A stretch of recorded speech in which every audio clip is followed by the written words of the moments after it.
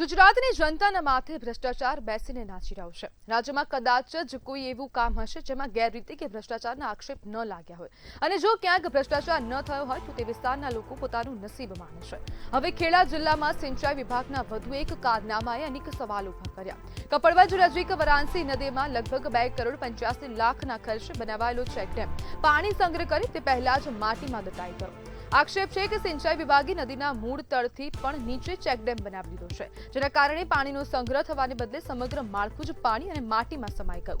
નવાઈની વાત તો એ છે કે 20 વર્ષ પહેલા પણ અહીં બનાવાયેલો ચેકડેમ નિષ્ફળ ગયો હતો, છતાં વિભાગે એ જ ભૂલ ફરીથી દોહરાવી।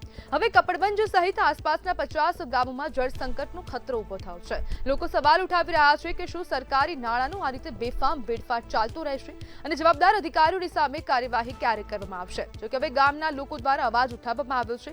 ગામના લોકોનું કહેવું છે કે ગાંધીનગરની સિંચાઈ વિભાગની ટીમ આવે અને અહીંયા કાર્યવાહી કરે, અહીંયા આવીને ઇન્સ્પેક્શન કરે, તે બાદ જેટલા પણ જવાબદાર કર્મચારીઓ છે તેમની સામે કાર્યવાહી કરવામાં આવે। કારણ કે જે પ્રમાણે હવે અગાઉ પણ 20 વર્ષ પહેલા આ જ જગ્યા પર ચેકડેમ બનાવવામાં આવ્યો હતો, પરંતુ તે પણ ચેકડેમ ક્યાંક ને ક્યાંક નિષ્ફળ ગયો હતો તેવા પ્રકારના આક્ષેપો કરવામાં આવી રહ્યા છે અને વધુ એકવાર ચેકડેમમાં ભરપૂર ભ્રષ્ટાચાર થયો હોય તેવા પ્રકારના આક્ષેપો નાગરિકો કરી રહ્યા છે, તેના સ્થાનિક લોકો કરી રહ્યા છે। કપડવંજની આસપાસની વિસ્તારની આ સમગ્ર ઘટના છે। ખેડૂતો માટે પાણીનું મોટું સંકટ સર્જાય તેવી પણ ભીતિ ઊભી થઈ રહી છે, કારણ કે હવે આસપાસના 50 ગામના લોકો હવે એકઠા થયા છે। 50 ગામના લોકોને હવે પાણી મળવું મુશ્કેલ બનશે તેવા પ્રકારની શક્યતા વ્યક્ત કરવામાં આવી રહી છે। જ્યારે નવો ચેકડેમ નહીં બને તો જળ સ્તર નીચા જતા રહેશે તેવી પણ શક્યતા છે। સિંચાઈ વિભાગની ગાંધીનગર ટીમની કાર્યવાહીની માંગ પણ હવે નાગરિકો દ્વારા ઉઠાવવામાં આવી છે।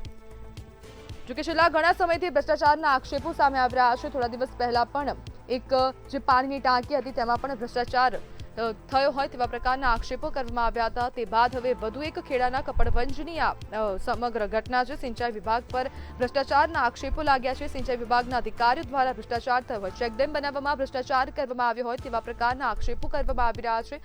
જોકે છેલ્લા ઘણા સમયથી રાજ્યમાં ઠેર ઠેર ભ્રષ્ટાચાર થતા હોય તેવા પ્રકારના આક્ષેપો ઉઠી રહ્યા છે। પાણી હોય, રસ્તો હોય કે પછી કોઈ પણ સ્ટ્રક્ચર બનાવવાનું હોય, ઇન્ફ્રાસ્ટ્રક્ચરમાં પણ હવે મોટા પ્રમાણમાં ગેરરીતિઓ થઈ રહી છે, આક્ષેપો કરવામાં આવી રહ્યા છે।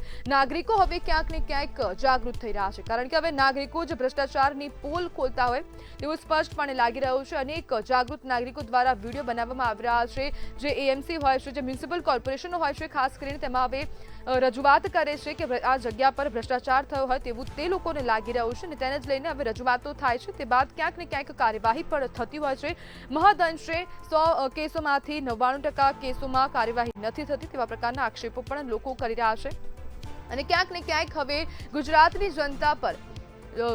જનતાના માથા પર ભ્રષ્ટાચાર નાચતો હોય તેવું સ્પષ્ટપણે લાગી રહ્યું છે, કારણ કે જે પ્રમાણે ભ્રષ્ટાચારના આંકડા સામે આવી રહ્યા છે, ગમે તે કામ હોય ત્યાં ભ્રષ્ટાચાર થતો હોય, ગેરરીતિ થતી હોય તેવું કોઈ પણ કામ રાજ્યમાં બાકી નહીં હોય અને તેવા જ પ્રકારના આક્ષેપો ફરી એકવાર ખેડાના કપડવંજ પાસે ઉભા થયા છે। આ ચેકડેમ બનાવવામાં ક્યાંક ને ક્યાંક ગેરરીતિ થઈ હોય તેવા પ્રકારના આક્ષેપ કરવામાં આવી રહ્યા છે। આ જ જગ્યા પર 20 વર્ષ પહેલા પણ ચેકડેમ બનાવવાની કાર્યવાહી થઈ હતી, તે દરમિયાન પણ આ જે સમગ્ર પ્રોજેક્ટ છે તે નિષ્ફળ ગયો હતો અને તેને લઈને ફરી તે જ સ્થળ પર ફરી એકવાર આ ચેકડેમ બનાવવાની કામગીરી કરવામાં આવી અને આ જે ચેકડેમ છે તે ક્યાંક ને ક્યાંક નિષ્ફળ થયો છે અને હવે લોકો માંગણી કરી રહ્યા છે કે ગાંધીનગરથી સિંચાઈ વિભાગની એક ટીમ આવે, કાર્યવાહી કરે, ઇન્સ્પેક્શન કરે અને જેટલા પણ જવાબદાર અધિકારીઓ છે તેમની સામે કાર્યવાહી કરે। વરાણસી નદીમાં સિંચાઈ વિભાગે ભૂગર્ભ ચેકડેમ બનાવ્યો છે અને તે જ ચેકડેમમાં ક્યાંક ને ક્યાંક હવે ગેરરીતિના આક્ષેપો ઉઠી રહ્યા છે, કારણ કે હવે આ ચેકડેમ પાણી સંગ્રહ કરે તે પહેલા જ તે માટીમાં દટાઈ ગયો છે, કારણ કે જે ચેકડેમ છે તે નિર્ધારિત તળ હોય તેનાથી પણ નીચો બનાવવામાં આવ્યો છે, જેના કારણે તે માટીની અંદર સમાઈ ગયો છે અને ક્યાંક ને ક્યાંક હવે આસપાસના વિસ્તારો છે તે લોકોને પાણીનું સંકટ ઊભું થાય તેવા પ્રકારના આક્ષેપો પણ થઈ રહ્યા છે।